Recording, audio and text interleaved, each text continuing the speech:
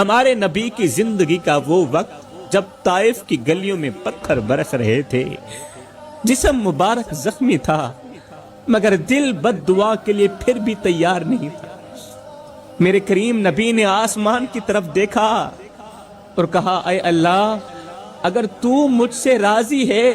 تو پھر میرا جسم زخموں سے چور چور کیوں نہ ہو جائے، مجھے کوئی پرواہ نہیں ہے اگر تو مجھ پہ راضی ہے تو۔ میری قوم کے نوجوانوں،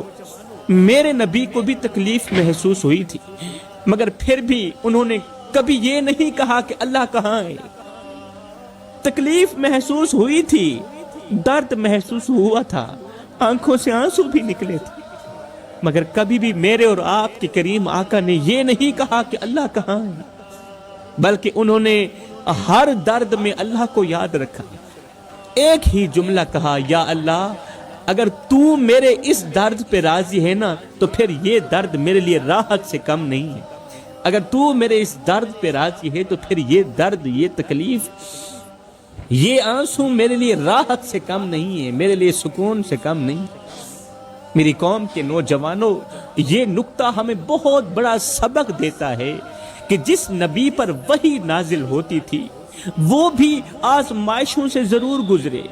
بھوک دیکھی، تانے سنے، اپنے پیاروں کو کھویا مگر اللہ پر یقین کبھی کم نہ ہوا، اپنوں کو کھو دیا، پرایوں کو کھو دیا، تانے سنے مگر اللہ پر یقین کبھی کم نہ ہوا۔ اور آج ہم ذرا سی تکلیف پر کھلے کھلے کہہ دیتے ہیں کہ اللہ ہمیں کیوں نہیں دیکھ رہا،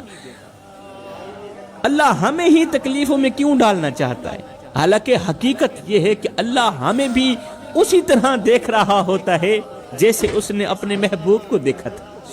اللہ ہمیں بھی اسی طرح دیکھ رہا ہوتا ہے جیسے اللہ نے اپنے محبوب کو روتے ہوئے دیکھا تھا، محبوب کو غم میں دیکھا تھا۔ اللہ تعالیٰ ہمیں بھی اسی طرح دیکھ رہا ہوتا ہے، خاموشی سے دیکھ رہا ہوتا ہے، حکمت کے ساتھ دیکھ رہا ہوتا ہے، ایسے فیصلوں کے ساتھ دیکھ رہا ہوتا ہے جو آج سمجھ میں نہ آئے مگر کل آنسوؤں کو مسکراہٹ میں بدل دے۔ اس حکمت کے ساتھ اللہ تعالیٰ ہمیں دیکھ رہا ہوتا ہے۔